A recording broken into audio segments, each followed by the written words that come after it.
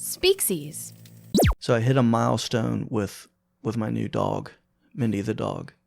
She killed her first squirrel, and I'm not sure how I feel about it.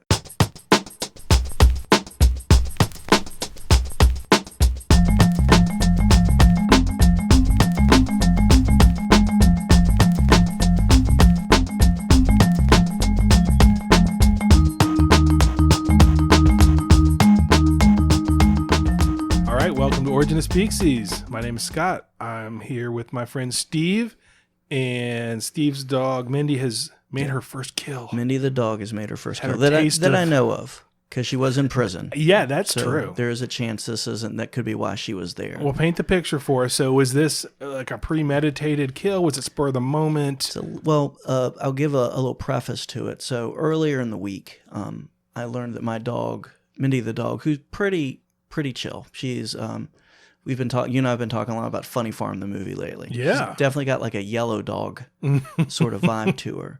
Except when she sees rabbits or squirrels, switch goes off and she just flips out. Well, she's part beagle, or she is beagle. She's mostly beagle, but she's got some other kind of hound dog in her. Yeah. So I learned this the other day when I made a mistake of opening the door before I put her leash on, and she saw a rabbit, and then I spent 15 minutes in my pajamas running around my neighborhood to find her. So, well, she's lost all that weight too. She's felt because remember we talked about that, right? Yeah. Well, and she's been eating her scrimps. So and to follow up, we looked at some pictures when we first acquired her. And the family agrees that she was a little thicker, a little husky. Like you didn't notice it so much at the time, but looking back, you're like, okay, she could have used a few sprints out there after rabbits. So all right, so you open the door. She's feeling good. She's had her scrimps. She's lost her weight. So I've seen what happens when it turns on. Yeah. So I was expecting, to the point I started preparing the kid to say, just to let you know, she's going to get a hold of something one of these days. Oh, that's good. You just need to be prepared. Thing was, I didn't take my own advice. So probably the night after I told that to my daughter, I have Mindy the Dog on a leash. We're in the backyard, just normal, taking her out to do her business. Sticks her head in a bush. Head pops back out, and she's got a squirrel in its mouth. That's really impressive, because now I'm almost starting to wonder, because you had told me she got a squirrel, but I hadn't heard this description. Yeah. I had a yellow lab that chased after squirrels and never got one, and she was fast. Mm-hmm. How did she just, was she like a spear fisherman that just gets it? She did How something. did it get away? Was it already dead? That's my theory. I don't think it was dead, based on the look on the squirrel's face and the look, which I think reflected the look on my face, because I think we both did not expect that to happen. I think that's rare. I think Mindy must be very gifted to be able to just walk up to a bush. So the squirrel was pretty surprised about what was happening. I think Mindy was actually too. And then I realized that I don't consider myself a squeamish person. Right. But I don't like anything that's like a rodent or even close to a rodent. So a squirrel is pretty close enough to that. So I was trying to get her to drop, trying to say to her, please drop it. Except I realized my voice started cracking. I sounded like Peter Brady on a special episode of the Brady Bunch. All this alpha you've been building up is now just all went away. It's gone. It was like my story with Kurt, when Kurt was like, Scott, are you scared of bugs? He lost all respect for me at that moment. But I don't think she did. I'm sure she understands. So I got her to drop it. I got her back in the house, and then I got a shovel. And then pitched the squirrel into my neighbor's yard. The squirrel was passed away. The former squirrel. Yeah, and I have photographic evidence. You don't want to. Did you hear about the guy that some politician that put something about how he took out it might have been a goose with a shovel, and the uproar was pretty big, man. Yeah. They're like, you can't. It was something that he put out. It was like, hey, so it was a good morning this morning. And he was wearing a kimono too, which made me think of you, because he's wearing his wife's kimono. I'll see if I can find it later. First of all, it's my kimono when I wear it. Well, right. I know you don't wear your wife's, but he was wearing his wife's kimono, and he goes, I had to take out I think it was a goose or some animal with a shovel. And he's like, how's your Christmas going? Thinking and this is why you just don't post stuff on Twitter, because it was the response was swift and furious, and he had to.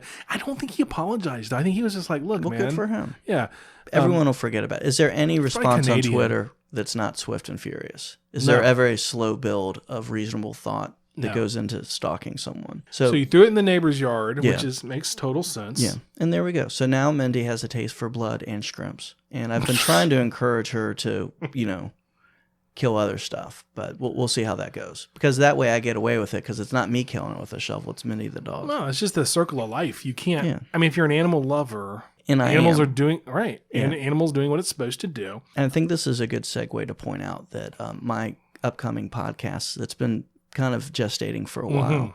Now it's back to animals that suck. Yes. Now, I'm not gonna change the Twitter site to say that. It's because you got the dog and you don't feel like you have to. Yeah. Everyone knows what a great. I've demonstrated how much I love animals. Okay, wait. Oh, you're not going to change the Twitter because you still need to infiltrate the zoos and stuff. Yeah. But on the website, and if you don't believe me, go to speakcies.com/animals to see how Barack Obama inspired me.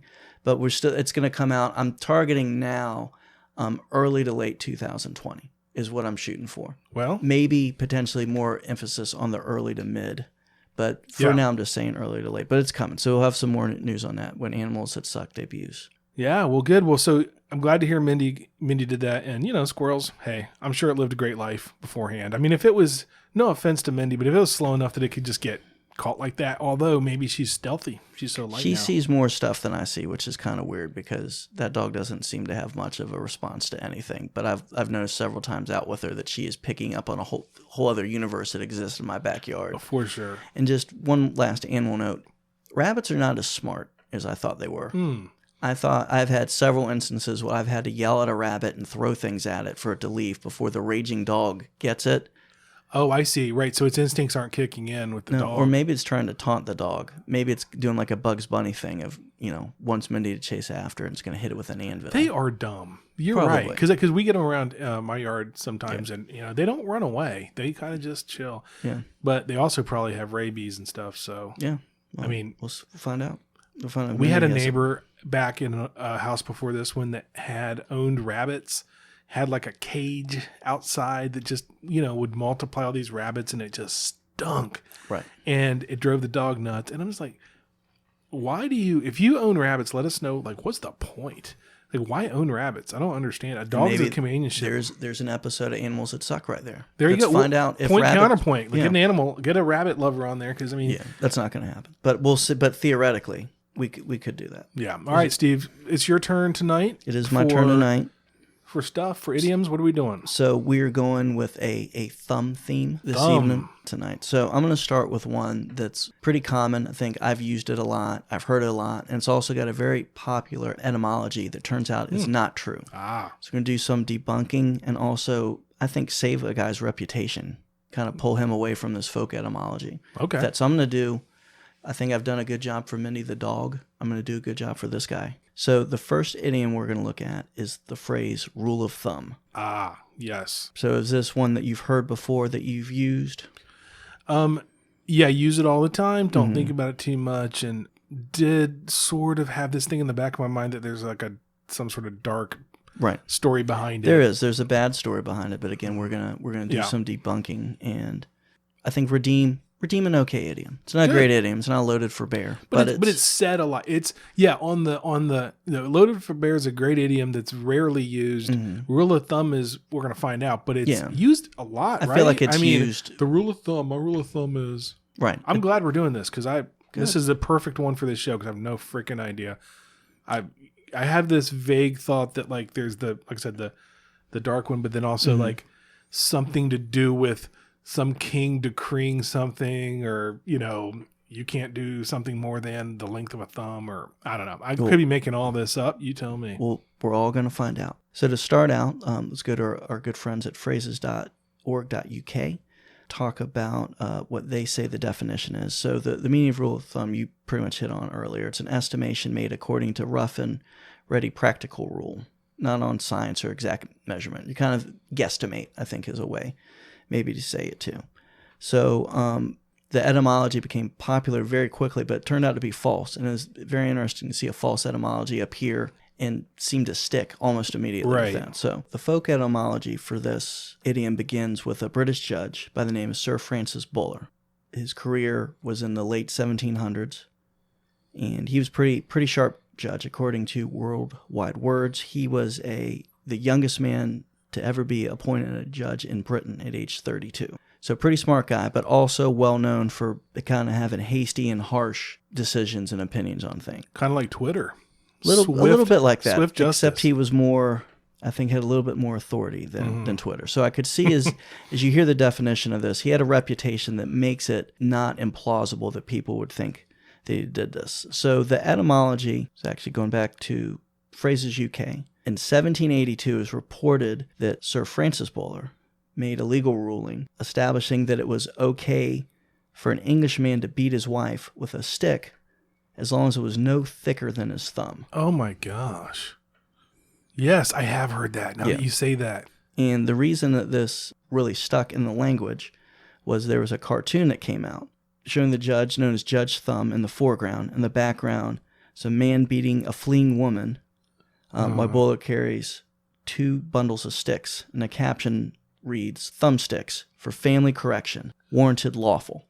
So because this guy was kind of a harsh judge, he had that reputation, this cartoon comes out, seems like, pretty open and shut case. So one of the ways this was popularized was in the equivalent of, I call, an Aunt Peggy email. One of those like email forwards you used to get when email first started, kind of a internet precursor. A news group, alt.folklore.urban, 1996, had an article published, talked about this, and said that the writer said that for more than 2 centuries there have been references in legal works to the idea that a man can legally beat his wife, provided he used a stick no thicker than his thumb. So pretty much not true. British common law, it was acceptable for a husband to, I think, correct his wife was the term that they used. No definition on what exactly that means, but never has been proved that he did that, made that decision to say that. It doesn't even make sense, because when you think about it, something that, if you think of like a staff or something that's the size of a thumb, bro, that would hurt like Hades. A baseball bat, I guess the idea is something thicker can just do more damage, but you can do some damage with a stick. I don't know. It doesn't even seem to, I guess my point is it doesn't seem to make sense. Like, for example, a sword or a, there's like really skinny, what do you call those things? Fencing sword. You could poke the crap out of somebody with it. Yeah, I agree with you on that. But this is one also that seemed to stick in popular culture pretty early, but was also found out not to be true pretty early too. So going to the author Edward Foss in his book, The Biographical Dictionary of the Judges of England of 1864, basically states that Bowler is attributed with this, but there's no evidence that he did it. So even though the rumor was out there pretty early on, it's not found that he ever said pretty this. Quickly afterwards. Yeah. So it caught fire, and then it was debunked, but sometimes when something gets out like that, it just never... Yeah, and you can never get it back in. And I think too, when you see his harsh reputation, and also there's a cartoon that still existed, I could see that getting in the ether there pretty quickly. I mean, that's what the ingredients that make up folk etymology, which we talk about all the time, are usually like, okay, it snaps into place. There is like some element of truth, like this guy was harsh, and it has that satisfying feel. But this one has the X factor, which is it's also, it's kind of dark enough that it's going to spread pretty fast. Yeah. So this is a phrase, though, that's been seen in language for many years preceding that. So we're going to look at some of the earliest uses that we've seen this that have nothing to do with our friend Sir Francis Bowler, who actually he's not our friend. Sounds kind of jerky from some other stuff I've seen about him, but I don't think that he did this. So the phrase has been used since the 1600s, and the earliest known use in print comes by a Puritan preacher by the name of James Durham, and printed in his book Heaven Upon Earth in 1685. Many professed Christians are like foolish builders who build by guess and by rule of thumb as we speak, and not by square and rule. So they're using it in the context that we normally use it, of saying, it's not done. Yeah, it's an estimation. Yeah. So I like some good book titles. Yeah. So James Durham had several works that he wrote, mostly religious works, but did a pretty good job with his titling. Give you some examples here real quick. Please. Practical exposition of the Ten Commandments with a resolution of several momentous questions in cases of conscience. That's a mouthful. Yeah. The Parliament's Commission delivered in a sermon upon Nehemiah, chapter 2. Mm. There you go. I like the Parliament's Commission. Sounds like it could be something like a wrestling move, or it could be. That could be a British wrestling move. And then one of those titles that has an or in it. I always like that. The Law Unsealed, or right. A practical exposition of the Ten Commandments, with a resolution of several momentous questions and cases of conscience by the learned, laborious, faithful servant of Jesus Christ, Mr. James Durham, late minister of the gospel at Glasgow. That's a title. That's the full title. Okay. Yeah, that's a full I feel like one. we got a little snippet preview of that one earlier. We did. I was trying to use my commas in that one. Get the good pauses in there. So one other good title that we see this used is very similar. It doesn't actually say rule of thumb, but kind of gets at it. Another well-titled book that actually has no author, but it's called, pardon me, the author is unknown. Right. It did not just... I like to just think it had no author. It just appeared one day at Ye Olde Barnes & Noble. Yeah. So the title of this book is Wit's Recreations, Augmented with Ingenious Conceits for the Witty and Merry Medicines for the Melancholic. Dude, that's sweet. And again, another great book title with melancholy. Yeah, melancholy comes back. So I like that. Published in 1640. You know what's really great though is these really long titles. It's almost like the longer the title is, the less I know what it's about. Yeah. like I thought I had an idea, and then it's like, whoa, where are we going with this? Yeah. Exactly. He has such short attention spans too. I forgot. By the time you get to the end, I forgot what it started. There's no Twitter to rot their brain. So there's that book was published in 1640, and it has a rhyme that I'm going to say for you right now. Okay. If Hercules' tall stature might be guessed, but by his thumb the index of the rest, in due proportion the best rule that I would choose to measure Venus' beauty by should be her leg and foot. So it kind of starts out pretty strong there. Right. Once again, it's like the and then kind of ends with should be your leg and foot. And phrases.uk comments, the rule of leg never caught on. But it also made me think of Quentin Tarantino there, that maybe this was a big inspiration for him when he's like, you know what this movie needs right now? Let's see a shot of somebody's let's foot. Just throw the foot in there. Let's just see a bottom of a foot. Actually, though, if I understand what that thing is saying, it's like talking about a rule of thumb for beauty being a leg and foot. And it reminds me of what's the movie? I don't know if it's Sin of a Woman, where or some other movie where a blind guy would feel the wrist to see if they thought the person was going to be attractive. Does that ring a bell at all? No, that doesn't. Yeah. That sounds like a good move. It's something that I will research after this, and if it's not true, I'll cut it. But if it's true, I'll leave it because y'all might know what I'm talking about. But or leave it in there just to put that vibe out, because maybe that's a way to meet a lady sometime. It might have been that it was some movie where the guy was blind and he'd reach and he'd touch the woman's wrist and somehow would determine whether he thought they were attractive based on that. So it's kind of like his rule of thumb. Just like this guy who talking about, the leg, whatever he said. Leg.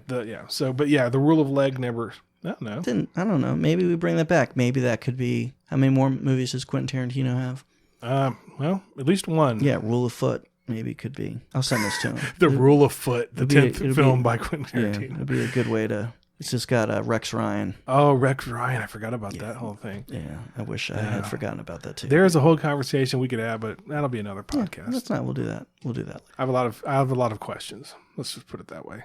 All right. So to recap the last one, rule of thumb, it's not, the judge probably didn't say you could beat your. Right. Well, no one's actually said that. There's no proof that was in there, or was it common law that you could beat your wife with something? So it just means, hey, sometimes it's an estimate you got to make, and rule of thumb.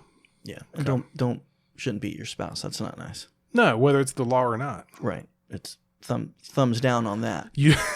Which exactly. is a wonderful segue to our next idiom. If you do say so yourself. Yeah, and I do. Was good. I give myself a thumbs up. I give you 2 thumbs up. Thank you.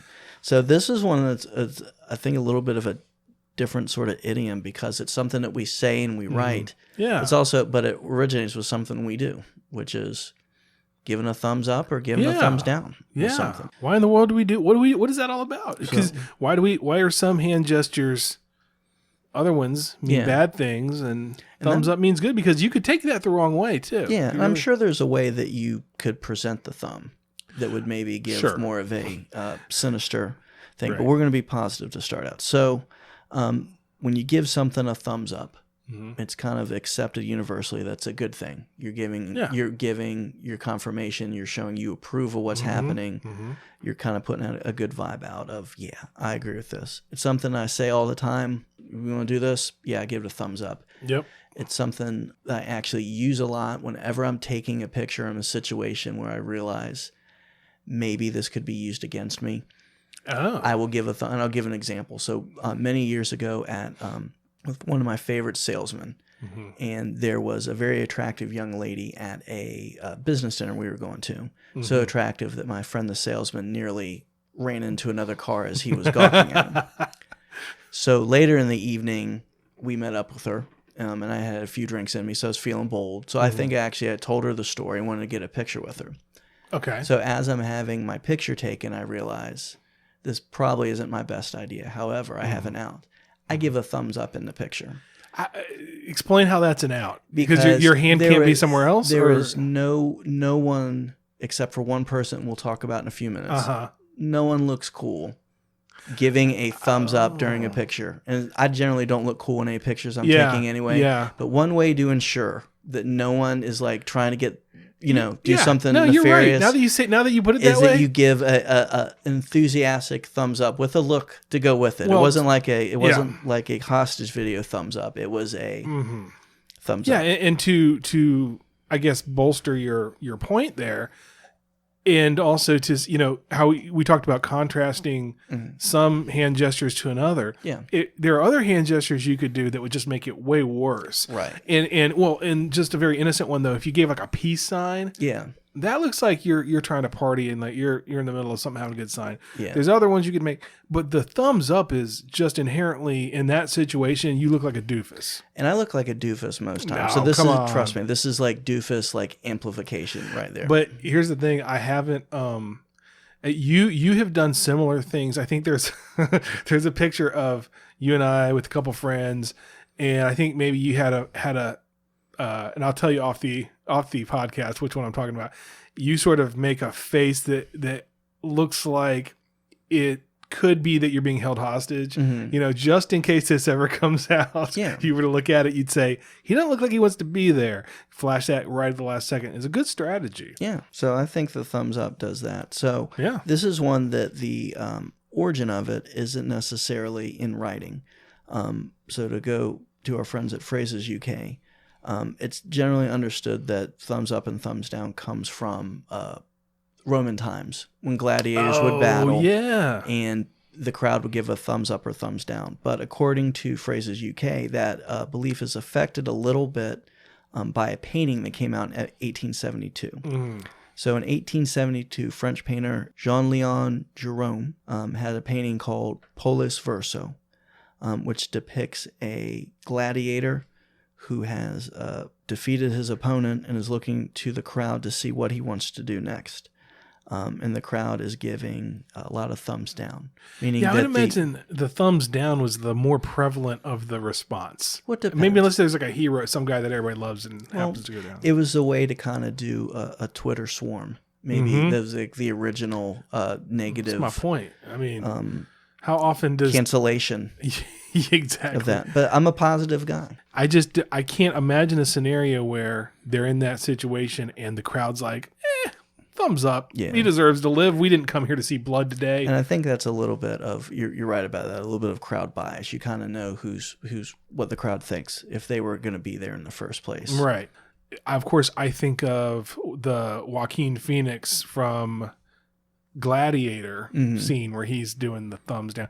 It's like everything else become a meme. Yeah. But I find those kind of funny sometimes, just to picture Joaquin Phoenix with his thumb down. Yeah. So wait, is that real? That's kind of where it came from? So it's speculated that kind of put it into popular consciousness, that's what it meant, is the origins are from the time of Roman amphitheaters and gladiators. But I bet we have been doing this for a long time, because when you think about it, are we the only animal that can do a thumbs up?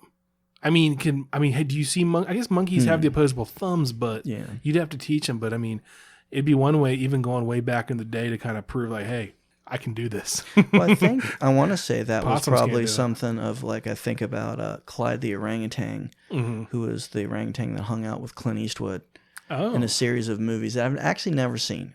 Pretty much up Clint Eastwood completest, but I've never seen. I think it was Every Which Way But Loose. And there was another one with it. And I want to say that the orangutan was good about doing a thumbs up and also use his middle digit also to salute people. So that is a good point. I haven't seen those either. And I think, I don't know if this was your reasoning. For me, I love Clint Eastwood. I love all those Westerns. But part of it was because, just him being like the tough guy. Yeah. And I wasn't looking for him to be, any hijinks with a monkey. It just seemed a little like, I want to see him be tough. And maybe he was tough in those movies. And probably he did hang out with an orangutan. Which, by the way, I have to admit something. We're talking about these Westerns and spaghetti Westerns. I don't think it ever occurred to me, because as a kid we talked about spaghetti Westerns. I didn't know what that meant. I just thought it meant like Westerns that families watch over a nice plate of spaghetti. Yeah. It might have been just recently with Hollywood. It's called Once Upon a Time. Once Upon a Time in Hollywood, when they're talking about going to do the Italian films, that I was like, wait, spaghetti? Oh, spaghetti Western. Yeah. They're Italian directors over in Italy. So that's something that came to me late in life. And you saw Margot What's-His-Face as the bottom of her filthy feet at that point. Probably right after that too. Yeah. But that's a whole other rule of feet. Rule of feet. So to be, again, I give that a thumbs down. To go back to thumbs up. So it's something that I think is just kind of everyone understands when they see it. And if you're of a certain age, of which I am, there's one person in pop culture that you think of when you see a thumbs up. And for me, someone that meant a lot to me as I was younger, Mr. Arthur Fonzarelli, or better known as Fonzie or the Fonz from Happy Days. Yeah. So I know that this is something that there's an age divide that I don't know if you're on with this. That you might have just missed it. No. I was a Happy Days guy. Yeah. So I was a huge Happy Days fan. And for those who aren't sure, it's a TV show that was in the 70s, but followed a group of a family and their friends in the 1950s, as there was a lot of 50s nostalgia going on in the 1970s. Yeah. And Arthur Fonzarelli, or the Fonz, played by actor Henry Winkler, was the tough guy. He was the tough friend. Yeah. Which looking at it now to see the wonderful Mr. Winkler as like the tough guy is hilarious. But as a kid, you believe anything you see on TV. He would just give that look, to the camera, or not to the camera, but to someone else in the show. And everyone's terrified of him. He had the ability to turn on. I think he could punch a jukebox and it turned on. Oh yeah.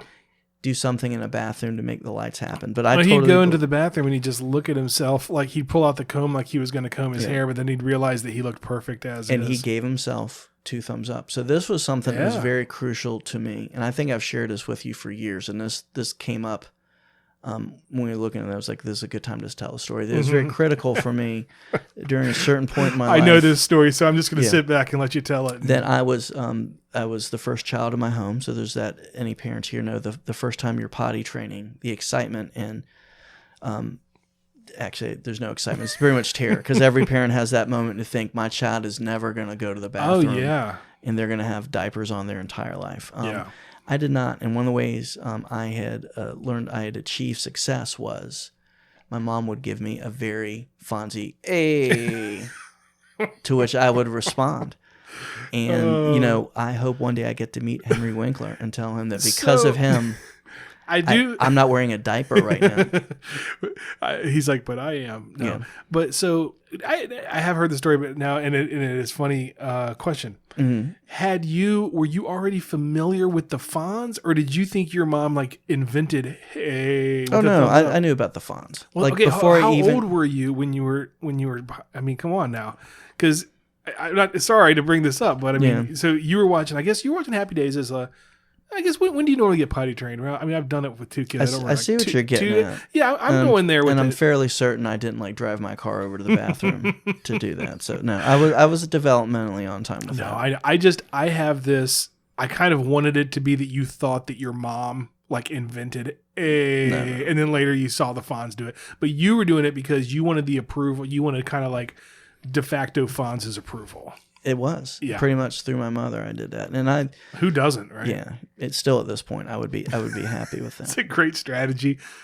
I would love to. Yeah, you're visiting your parents on over the Christmas holiday and just kick open the door and hey mom, great Thanksgiving dinner. Hey. But thumbs up to me is always. I've always wanted to just find a way to reach out to Henry Winkler and thank him that I was potty trained. He's well known as one of the good guys in Hollywood and everything. Everybody loves him. And I think a very underrated actor. He had the good problem, I would say, of being typecast because of playing Fonzie. But if you get a chance to catch the movie, I think it's on Stars right now, called Night Shift. I've never seen it. All right, so I'm going to give you some people that are in it. Henry Winkler, Michael Keaton. Okay. Shelley Long, directed by Ron Howard, and it involves Henry Winkler as a night mortician who becomes a pimp. Oh my god! And it's actually much funnier. No, that sounds amazing. Yeah. I went through a phase, so I grew up not watching much, outside of kind of old movies and PG movies, and then I went the other way where I wanted to see like horror movie. I kind of wanted to push the envelope on the other side of. And so there's like these movies that are sort of just interesting movies that I kind of completely have missed, and I'm aware of that movie, and I will check it out. Yeah. Hey, I was thinking about the Fonz. Yeah. And he was probably one of the best characters ever on TV. But what did he like lived in the Cunningham's house or something? What was his story? His parents get hit by a truck, or was he 50? Like, what do you remember? And I'm sorry that you may have not come prepared to give the whole background. I want to say he eventually ended up moving in. He did with the Cunninghams. Because there was like a moving episode. I kind of remember because I did watch the show where like something happened. He had to like move in, and they were like, the Cunninghams were like, "Hey, your family or something." Yeah, and that could also be about the time that the show jumped the shark by literally jumping a shark. He's like. Thanks, Mrs. Cunningham. Yeah. Now let's go jump that shark. Hey. Yeah. But we'll get to that later. I think we'll do that deserves its own episode, right? Yeah, that's on the list of later. But I'm glad you got to get the story out of the how Fonzie helped me achieve something that's, again, it sounds funny to people who maybe don't have kids yet, but you will have that point that you think my child is never ever going to learn how to go to the bathroom. I'll give mine's not as good as yours, but I will tell you that my parents got creative with me, and oh boy, I guess I will tell this. You just told this about wetting the bed, but again, not too old. It was just normal kid bed wetting. Is that a thing? Yeah, and they just say Potsy doesn't wet the bed. Yeah, exactly. It was exactly. They got me a Potsy t-shirt. No, they let me get C-3PO underoos. You remember underoos? Do I? Of course. And so like the whole thing was, hey, if you don't wet the bed for, I don't remember what the period of time was, you can pick out a pair of underoos. And if you don't know what underoos are, I don't know. I guess you shouldn't Google it, right? I mean, it'd probably be okay, but I'm also worried about Googling anything. Yeah. But if you don't know what they were pretty much gold for guys Steve and I's age when we were little kids. It's like underwear that looked like freaking C-3PO's crotch. It was a themed underwear set that came with a matching t-shirt and lower area. Yeah, so you could do Superman, you could do Potsy, all sorts of. They probably did have Happy Days one. That's what I'll Google later. Is Happy Days? Oh boy, yeah, go ahead. So while you do that, I mean, was there a less compelling character in all of television than Potsy? Like, what was Potsy there for? Because even like Ralph Malph was interesting. Yeah. Well, next week we'll talk about Fantasy Island and Maude, and just bring in a whole other group of listeners with that. So thumbs up. Not sure exactly where it came from. A lot of people point back to Roman gladiator days. Probably popularized by a very famous painting by Jean-Leon Jerome. Paulus Verso, which I'm sure I've pronounced every word incorrect. Nobody knows the difference, and if they do, congrats, good for you. Good for them. The last thing, then, unless you had more, I thought I just had about thumbs up is, I do. Do you ever employ the?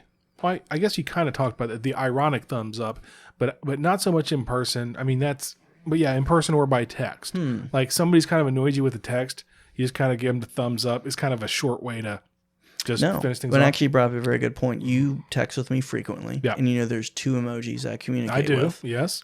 Black thumbs up for Yeah. diversity. Yeah. And also a purple eggplant. And I feel like if you Right. can't express yourself, what you're feeling without those 2, Yeah. that's all I need. I would say because it's either cool, I'm down with that, or it's I'm really down with with that. It's Really down with that. Because if you have a problem with something, you'll generally just pick up the phone and call. But if you've got to express yourself, I was thinking that I wasn't going to bring that up, but since you brought it up, there you go. We got to connect. Steve has with 2 emojis he uses.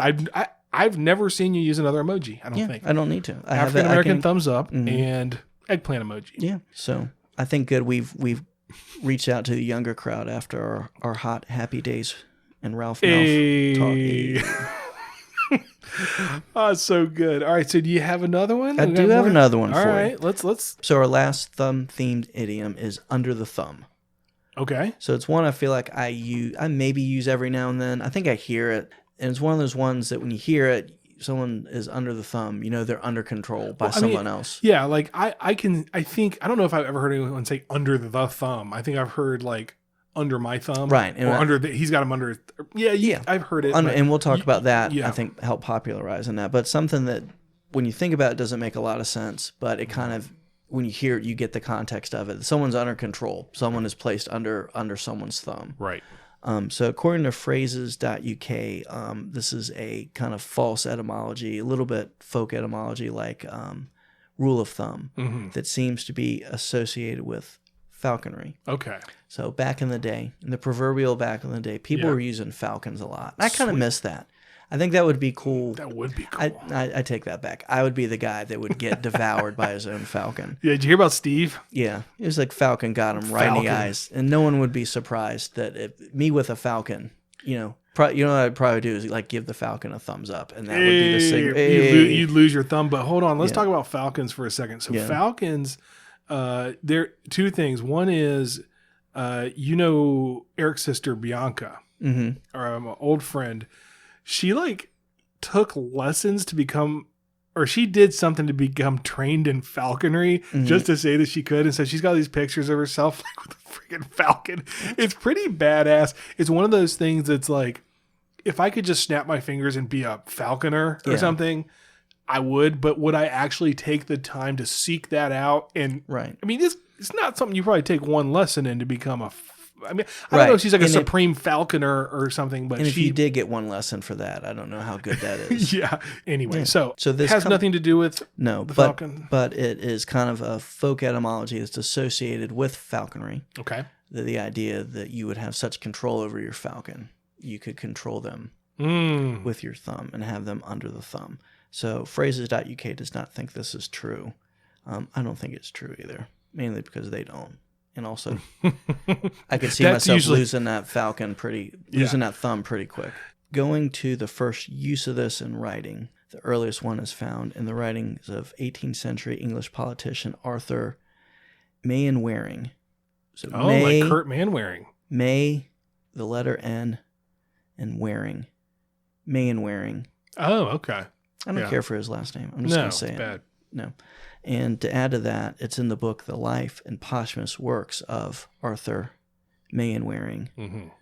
Not a fan of that title. No. I don't know why Mainwaring is making me so mad, but it really is. Yeah, this show is taking a turn. Things are so positive. Well, let me cheer you back up. And well, wait a second. Let me give the quote, and you can cheer me up. Okay. So, in his awfully titled book, he used the line, or he wrote the line: "The French king, having them under his thumb, compelled them to go at his pace." I like that visual because you think of a king up in his castle, and he can do things almost like a human being would to like an ant or something. He can just, from his tower, have full control over you. So have his thumb on you. I was going to cheer you up with the last name. I'm sorry to bring it back up, but it reminds me of Chris Berman and one of the delightful, like he's kind of jumped the shark, but isn't he dead? No, I don't think he died. He's kind of persona non grata. He stopped. He did the home run derby like 2 years ago. He may have died, but I think it would have been a bigger deal. But he not dead. Sorry, Okay, no, not Sorry, Chris Berman. No, it's all right. He a lot of people don't like him, but No, he brought a lot of joy with his name, his nicknames he would do.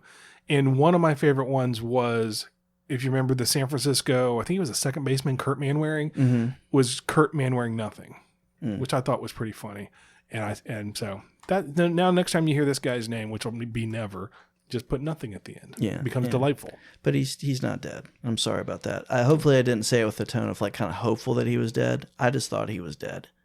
Yeah, but he's not. So good job, Chris Berman. He's dropped off the face of the earth. I mean, he was, but not dropped under. He's not under the earth.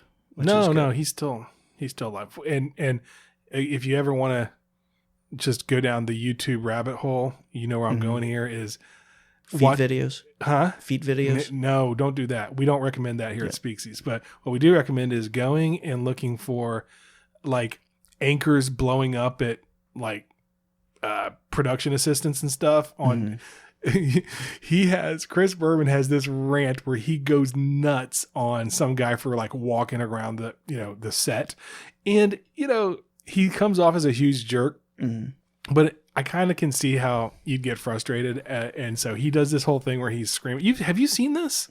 Sounds familiar. It's pretty famous, and he just is screaming at this guy, and he's doing that thing. If you've ever seen Chris Berman, do like a any football commentating where he like does his hands where he kind of like does a motion with him, and he's doing that as he's screaming at this guy. Oh, it's great. It's almost as good as the Bill O'Reilly one where he goes nuts on. Yeah, I love watching those. Does Chris Berman give him like a bad pun nickname, like during as he's yelling at him? I wish. There's like you better stand back before I kick your ass, Berman style. No, he had no sense of humor about it. He was just irate. And probably a little drunk, but I don't know. Dang. I can't judge. Yeah, glass houses. I'm not going to say anything about it. So under the thumb, something you hear sometimes. I thought about this often with the Rolling Stones song "Under My Thumb," which I think kind of gives off the same vibe. And that was one of those songs too that even as a younger person, I heard it, and I be honest, I don't think I would be categorized as woke. That might be a big surprise to people. Really? But it's one of those ones that is a little bit sexist. Like even I remember hearing that as a younger person thinking that's a little bit kind of, basically the song is about a woman that used to have, I guess, hand, keeping with our digit theme here, had hand over a man, and the man has now flipped roles, and now she's under his thumb. Oh man, you came so close to saying flip the script, didn't you? I don't think so. Oh, okay. I would have liked to have that on. Why did you want me to say that so much? Just because it's something I've never heard you say. Would it be flip the script or flip the script? Which one is it? Flip. You can say, I think it's interchangeable. I think it's anyway. Saying flip the script is enough. Okay. You don't need to add the duh. It's like redundant. If it's not gonna work. I don't know if I can. But some people like feet. Some people like to be under the thumb, you know, to kind of keep that. So it's not necessarily sexist. She might like it. I don't know. I haven't read the lyrics, but. So, and to be honest, the Rolling Stones or somebody, I kind of came of age of when to hear something was a vulgar song. It was pretty obvious it was vulgar. I was teenager during like the 2 Live Crew. Oh my gosh, yeah. Guns N' Roses, which is funny to think that was like so lascivious. Well, Guns N' Roses, not so much, but it's still bad. But like that 2 Live Crew, I have listened to that within the last year because as my little part-time, because as my like part-time DJ thing, somebody made a request. I randomly get requests for like really filthy songs, usually, at the witching hour of everybody's drunk.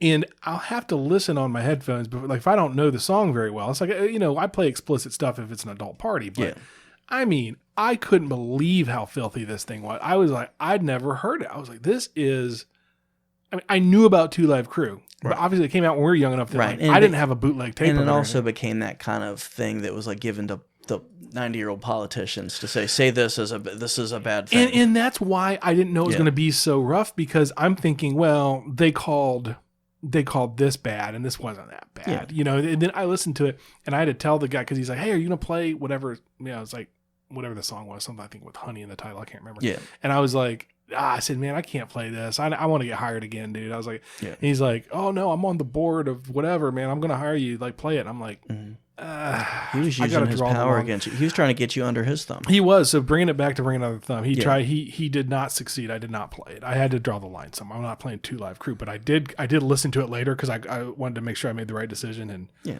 What are we talking about 2 Live Crew for? I was kind of getting back to the Rolling Stones of things that, you know, sometimes I would look and see, I don't understand why they kind of had maybe a more sinister reputation, but then you listen to some as you get older and you hear words that are little, or just things that should be, well, actually, I would say this is pretty obvious when I heard the first time, like Brown Sugar by the Rolling Stones. Well, it's not about baking. No, there is definitely baking. And as being a parent now, I have to remind myself that so much was over my head when I was younger. You know, it's like I go back and like I'll be watching. I'm trying to remember. I was watching something with the kids the other day, and I'm like, ugh. And I was like, this is so over their head. They don't know. I'm, 41. I get this. I wouldn't have gotten this when I was 12. Right. So I'm kind of thick with stuff like that. It took me a long time to realize that like the name Whitesnake was a dick joke. I think I was today years old. Yeah. When I learned that. Yeah, so we all learn new things. So I would give a thumb. I said Whitesnake, so this episode definitely gets a thumbs up. So under my thumb, under the thumb, it's not one I feel like I don't think I use that much. Don't know if I give that one a thumbs up. But I'm glad you included it in the thumb episode. Yeah. So this has been fun. So I think in conclusion, rule of thumb, not Sir Francis Bowler's fault. Don't beat your wife. Under my thumb. Don't put your wife under your thumb. That's not nice. Right. And thank you, Henry Winkler, for allowing me to be here without diapers. Good job, Steve. Hey. 2 thumbs up. Hi, this is Reagan McGinnis, Scott's daughter, and it would be great if you could please subscribe on Apple Podcast or Spotify and give us a review. Also, don't forget to tell your friends. Thanks again for listening to Origin of Speakcies podcast. Bye. Water, spinning over, taking hair, young Holy Ghost.